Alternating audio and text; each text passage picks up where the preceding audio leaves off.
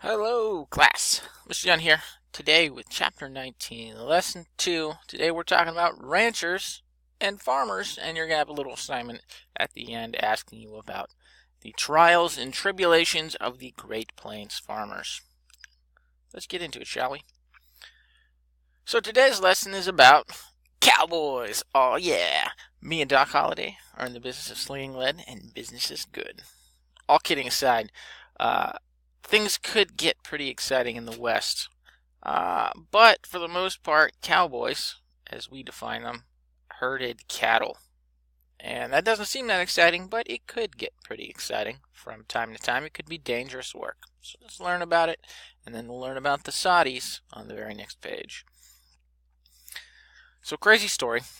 When the Spanish originally inhabited Texas way back in the 1500s, they brought some cows, like to eat. Well, some of the cows escaped and managed to survive in the wild. These cows turned into the sturdy breed of bovine called Longhorns. Now, by the 1800s, there were thousands of wild Longhorns just out in Texas, chilling, doing cow things, chewing cud, catching some rays. Texas was open range, so there were no fences, so the Longhorns could just wander free. That is, until some Texans saw these Longhorns and thought, I bet I could round those up and sell them. Now, a Longhorn wasn't worth much in Texas, maybe $3 or $4 a head, but if you could get that very same Longhorn to a city in the north or east coast, it was worth like $40 a head. Thus began the long drive.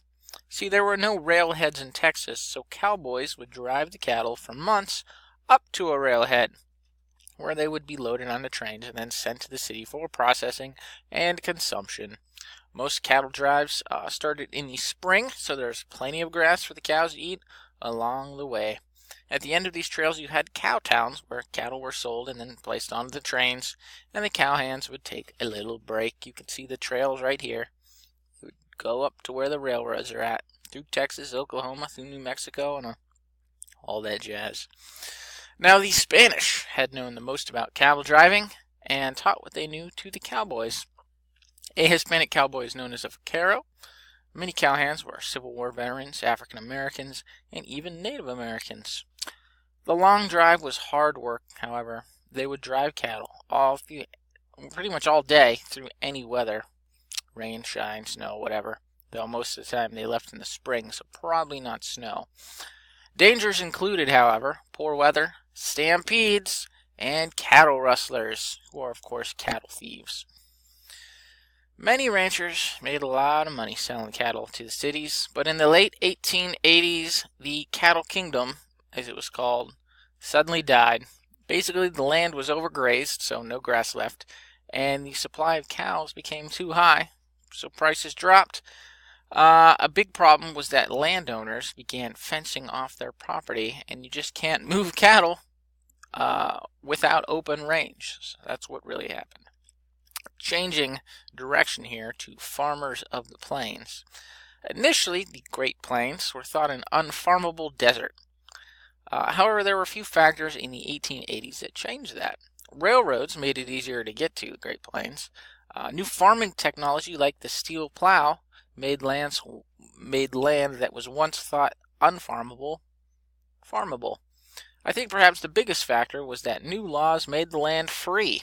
And people love free stuff no matter what it is. Now, in 1862, Congress encouraged folk to settle in the Great Plains by passing the Homestead Act. Basically, if you paid a $10 fee, you got up to 160 acres of land as long as you promised to live there for 5 years, which of course you're going to do because it's your new land. These plots were given all over the plains. I myself am holding out for a new Homestead Act when the Fed wants us to colonize Mars. 160 acres? Yes, please.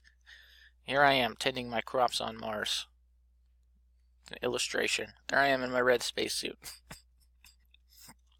So a homestead is a place you live in order to earn ownership. Thousands moved onto the plains, from widows to farmers to African Americans. Even legal immigrants got in on the action because it was one sweet deal. Now, some folk weren't homesteaders but purchased their land outright. Land was really cheap. Like, duh, the man is giving it away. Of course it's cheap. Anyone that owned the land, like railroad companies or land speculators, they wanted people to live on that land so it would be worth more, so they were selling it cheap. As a result, many folk bought it up. Free stuff is great, but so is a great deal.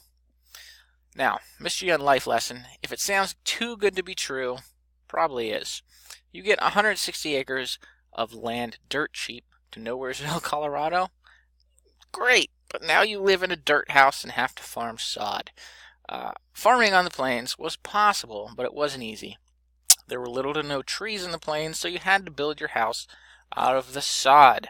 Sod is the top layer of dirt in your yard held together by grass. So like if you have to dig a new hole, you kind of peel off that top layer. It's the grass and the dirt attached to the roots. That is sod. You can literally cut it out into little bricks. And that's what they did in the Great Plains, except the sod was a lot thicker because it's kind of like a yard that had never been mowed ever. So the roots, the grass, it was all very thick, and you had brick-like chunks of sod. Like the sod in my yard is like this thick. Great Plains sod, big thick bricks. The weather didn't always cooperate either. It was either raining too much and flooding, or not raining enough and you had a drought. Don't forget the summer locusts. Oh boy, plague-like stuff there. And then the winter snow. So much snow. Keeping the homestead was a full-time job for everyone. Mom, dad, children, everyone was involved. And for the most part, those children in the plains didn't really have time for school. They were so busy keeping the homestead together and alive. Now, the farmers of the plains were called sodbusters. They pioneered new ways to farm in the somewhat hostile climate of the plains. They practiced dry farming, which is basically farming without irrigation. They dug deep wells in the plains to pull water from the ground and plowed the land after each rain to trap in the moisture. They utilized a new steel plow, the only plow with the strength to cut through the sod. And they even grew special crops, such as winter wheat, that did well in that climate. Many farmers struggled. A lot of them needed more land or machines to be able to turn a profit. As a result, many were forced to sell their land. So they were called the sod busters because they literally had to bust through the sod in order to be able to farm. A little joke here. This week on MTV Cribs, dirt houses. Alright, by the 1880s, there was only one chunk of land left that was not open to settlement: Indian reservation lands in Oklahoma.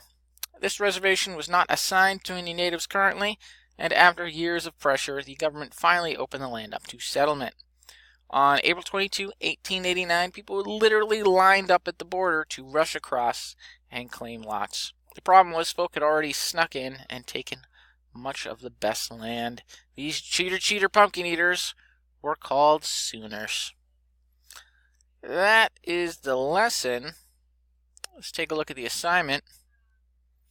Your question for the day, please answer using complete sentences. So don't give me one sentence, give me sentences. What were 3 problems faced by settlers on the Great Plains? You could pick any 3 problems that we mentioned in the lesson. So that's it. What were 3 problems faced by the settlers on the Great Plains? If you need any help, shoot me a message. I can tell you that all the answers you will ever need are in that lesson or in the textbook in 19.2. But you can do it with the lesson alone if you have to. That's it. We'll pick up again tomorrow. Have a great day. Let me know if you need me.